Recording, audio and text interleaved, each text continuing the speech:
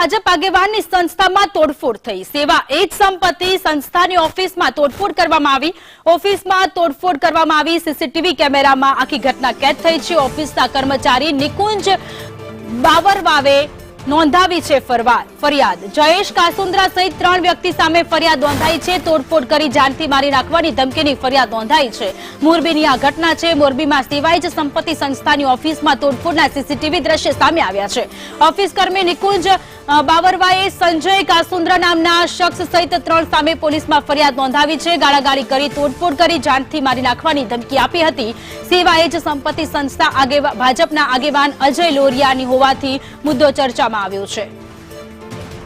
સંવાદદાતા Nilesh Patel phone line પર જોડાયેલા છે। નિલેશ, મોરબીમાં ભાજપ આગેવાનની સંસ્થામાં તોડફોડ થઈ હોય તે પ્રકારની અત્યારે અહેવાલ મળી રહ્યા છે, વધુ વિગતો? જે રીતે આ બનાવની અંદર ફરિયાદ નોંધાઈ છે તેમાં ઓફિસ કર્મચારી નિકુંજ બાવરવા છે તેના દ્વારા ફરિયાદ નોંધાવવામાં આવી છે અને ગઈકાલ સાંજનો આ બનાવ છે કે જેમાં ઓફિસમાં તોડફોડ કરવામાં આવી હતી અને તેના આજે સીસીટીવી સામે આવ્યા છે।